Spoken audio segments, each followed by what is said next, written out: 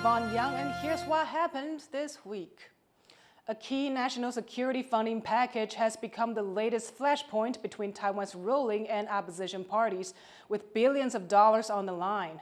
The funds are meant to pay for drones and Coast Guard ships, but as Chris Goring reports, the opposition is accusing the cabinet of pulling a fast one. $5 billion in national security funds are at stake as the ruling Democratic Progressive Party asks the opposition Kuomintang and Taiwan People's Party to approve the money. The $5 billion is part of a special budget act put forward by the cabinet rather than a normal budget bill. It was submitted in April amid concerns about how U.S. tariffs might affect Taiwan's economy and society, although those tariffs are now in a 90-day pause. The package in full totals over $13 billion, covering not just national security, but also labor and health insurance and support for industry and employment. But the two biggest and most controversial parts are the $5 billion allocated for defense and the more than $3 billion in subsidies for Taiwan's struggling power utility. Now, the ruling party says that the national security funds will pay for new air and sea drones, more patrol ships for the Coast Guard, a thermal and infrared camera system along the coastline to catch smaller boats, and cybersecurity upgrades. The DPP says this money is necessary given the increased aggression and gray zone tactics used by China against Taiwan, particularly at sea. 去年当海巡跟中国的渔民发生擦撞，不是很多人 包含在野党立委都在检讨说，海军你为什么没有给每个弟兄配备密录器？为什么没有给他们更好的装备？这都不是想要，而是必要。所以也要拜托国人朋友们一起来支持行政院的规划。The opposition has criticized this $5 billion, saying it should go through the normal defense budget process, rather than being part of this special budget which they say was meant to deal with U.S. tariffs. They also say the money lacks transparency, with the cabinet giving no line-by-line list of how it will be spent. The opposition has proposed instead to use that money to give direct cash payments to every citizen, essentially stimulus money. Now, there's about a month left of negotiation time before the special budget moves on to its next phase. But unless a deal is reached, the opposition, which has a majority in the legislature, is likely to pass their version of the package. Chris Ma and Chris Gorin in Taipei for TaiwanPlus. On Taiwan's sensitive sea border with China, illegal oyster farming is a thriving business, with Chinese workers even crossing over secretly to take part. Some officials worry national security could be at stake, but local authorities say they're ready to work with China to dismantle the illicit oyster beds. Van Trieste reports. Coast Guard inspectors board a suspicious vessel in sensitive waters off the Jinmen Islands. What they find concerns them and some officials. Here, right off the Chinese coast, where Taiwan and China-controlled waters meet, the Coast Guard says illegal oyster farming has become a problem. And now it says it's even caught illegally hired Chinese workers who've crossed to the Taiwanese side to work them. This is an area where Chinese ships often come, sometimes to challenge Taiwan's ability to police the area. And so the discovery of Chinese nationals coming across undetected raises national security concerns for some. 金马棚分署已经查获金门养殖业者非法雇用中国人士从事养科作业，总计8船18人，其中6船14人已经经司法机关判决有期徒刑或罚金在案。 But for others, especially local Jinmen officials, the nationality of the workers isn't the main concern. Some even see a rare opportunity to work with China.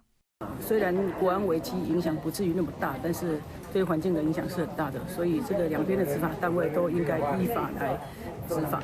But regardless of whether possible threats to sovereignty or those to the environment matter more, this is an issue the government's been meaning to tackle for a while. The cabinet's already met twice on the matter. And in November, the Ocean Affairs Council started cross-department talks on getting rid of illegal oyster beds. The conclusion for now is that this will be a job for Jinmen County and the Fisheries Agency, with backup from the Coast Guard. 现在有请海巡单位加强查缉让他们现在也严防大陆渔船在进入我们槟榔屿水域这一带有争议的水域进行养殖作业。 Still, so close to China's coastline, this is a patch of sea that's hard to police. And oysters are just the latest challenge to keeping order in contested waters. Kama Xu and Van Trieste for TaiwanPlus. President Lai Ching-te's plans for a crucial national security briefing has fallen through after opposition leaders refused to participate. Leslie Liao has more on what the meeting was supposed to be about and why it didn't go ahead. A long-anticipated national security briefing scheduled for Wednesday morning would have marked the first time in Taiwan a sitting president briefed opposition leaders on sensitive national security issues. Quite significant considering rising tensions in the Taiwan Strait and the many threats that Taiwan faces from China. But this briefing is now not going forward. The main opposition Kuomintang chair Eric Zhu and the smaller Taiwan People's Party chair Huang Guocang both declined the invite. There were reportedly some disagreements over the format and what was on the agenda. Originally, this meeting was supposed to be an icebreaker between Taiwan's ruling and opposition parties, which are feuding intensely now. It was an olive branch President Lai extended in a speech for his one-year anniversary in office. The presidential office has expressed regret over the opposition leaders' decision, but stressed that the door for communication is still open. One of the reasons TPP chair Huang Guocang gave for not going to the meeting was that he didn't want the meeting to be just about national security. There were also disagreements over whether parts of the briefing should be open to the public or remain closed door throughout, as the presidential office requested. Another major block seems to be the ongoing mass lawmaker recall movement. Civic groups have launched recall campaigns against dozens of KMT lawmakers, and many of them are expected to head to a public vote in the next few weeks. The KMT's Zhu has explicitly said he wants these campaigns against KMT lawmakers to be called off before cross-party talks can happen. 赖总统用你最大的智慧去化解大罢免，才是朝野对话的最重要的一个基础。 On Wednesday morning, the DPP held its own press conference accusing the opposition of threatening national security by neglecting legislation aimed at bolstering the country's defenses. A DPP legislator also responded to the opposition's unwillingness to attend the briefing in a rather colorful way. 总统520就跟你讲要做国安简报，邀请在野党大家听一下国安简报。国庆啊，就要直播，我跟你讲啦，若要直播哦，恁拢免来啦。 要直播就迄国安简报都报备，全台湾包括阿强啊、习近平拢看会到。 But despite those strong words, the presidential office and the KMT have both expressed willingness to continue to communicate. So even though the national security briefing didn't happen on Wednesday morning, there's still hope that the frigid relations between Taiwan's opposition and ruling parties can thaw. Luffy Li, Justin Wu, and Leslie Liao for TaiwanPlus. Taiwan is stepping up efforts to slow China's progress in developing advanced AI chips by tightening export controls on two major Chinese tech companies. Taiwan's Trade Administration has added Huawei and Semiconductor Manufacturing International Corp, or SMIC, to its updated list of restricted high-tech entities. That means Taiwanese companies will now need government approval before they can export goods to either company. The move is expected to limit Huawei and SMIC's access to key equipment used in producing AI chips. Officials say the decision is aimed at protecting Taiwan's national security. Taiwan's exporter could soon be hit hard if the government is unable to strike a tariff deal with Washington. But labor unions worry workers will lose out even if there is one.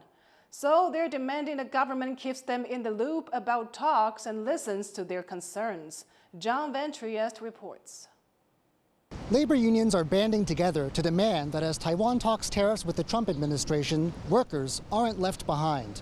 Dozens of labor unions are calling on officials to consult with them and not to leave them in the dark about negotiations. Inside the legislature, union reps have announced a fresh alliance, with around 70 groups pooling their numbers to push the government as it tries to stave off U.S. tariffs of up to 32% on Taiwanese goods. While by their count, U.S. tariffs could threaten 500,000 jobs, that's not their only fear. What concerns them even more is a deal that averts tariffs but privileges companies, leaving workers worse off than before. They say the president and premier held more than 20 meetings with business leaders in the month after Trump announced tariffs, but even now in mid-June, they have yet to meet once with workers to hear their concerns. 他竟然把劳工撇开，他跟资本家谈，我们是第一线，我们直接受到冲击，那你不找我们谈，那我们是不是要到街头冲撞、革命？ They also fear the number of workers at risk of losing their jobs, even with a deal, could be greater than they've estimated. And they say they don't know how the government plans to look after the people who lose out under an agreement with the U.S. 目前政府的谈判的过程，到最后7月初的一个结果，可能会有更多的产业受到冲击，有更多的劳工的就业的劳动权益受到影响。那政府到底有没有提出短中长期的一些因应策略？那这是我们所担心的。所以我们呼吁主管机关应该要积极的推动，邀集劳资政三方建立社会对话的一个机制。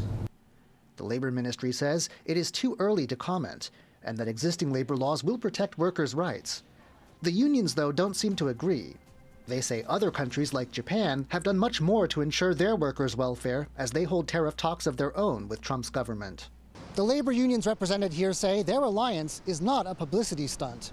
If the government doesn't listen to them, they say it can expect to see them massed in the streets. Ryan Wu and John Van Trieste in Taipei for TaiwanPlus. On Tuesday, defense companies from the U.S. and Taiwan showcased their capabilities in producing sea drones, part of efforts by Taiwan to develop these unmanned systems. Defense reporter Jaime Okang was in the port of Suao to meet with some of Taiwan's potential partners in building a sea drone fleet. Here in the port of Suao off Taiwan's east coast, a competition is underway. For the next 2 days, roughly a dozen companies from Taiwan and the United States are showcasing prototypes of unmanned surface vehicles, or sea drones, along with other systems. All of them competing for the chance to win contracts with Taiwan's Zhongshan Institute, which facilitates research and development for the military. One drone company, Oyster, has already signed on to work with Taiwan on AI. We believe that future conflicts will be driven by the ability to decide quickly. So we have the speed of decision of machines. So AI is important and is important for the survival of any force and also Taiwanese forces. But it is the choice of the Ministry of National Defense how far it wants to take it. Taiwan recently unveiled a new initiative called the Swift and Sudden Plan, which aims to invest at least $25 million into the production and the design of sea drones. Companies here looking to get some of that funding and take advantage of Taiwan's existing shipbuilding capabilities. Taiwan is good at making boats. They have a whole wealth of experience in this aspect. So we're hoping to able to make the boat here in Taiwan and then have their AI to help us to basically reduce the manpower needed to run all the operations. As Taipei faces growing threats from Beijing, the military here has been taking lessons from the war in Ukraine about how to best defend itself. Footage from the front lines show inexpensive sea drones destroying multi-million-dollar Russian warships, part of Ukraine's asymmetric defense strategy. And Taiwan is following suit, ditching tanks and larger systems for cheaper and more mobile weapons that are still lethal. What I believe for Taiwan is that you need to be able to multiply a relatively small size of armed forces to combat very large potential aggressors. And one of the best ways to do that is to leverage the multiplying effects of autonomy. Already, military units across the country are starting to introduce drones into their arsenals. And Taiwan says that now it's time for the Navy to step up too. Companies here say that the future of warfare is unmanned and they'll need fewer soldiers directly on the battlefield. Now, Taiwan's military wants to produce thousands of these unmanned systems in the Taiwan Strait to defend the country. But what company will work with the military is yet to be seen. Luffy Li and Jaime Okang in Suao for TaiwanPlus. Thank you for watching Here's What Happened. Finally, we bring you images from the Beauty of the Floating World in Edo exhibition in Jiayi. I'm Yvonne Yang. Take care, and I'll see you next time.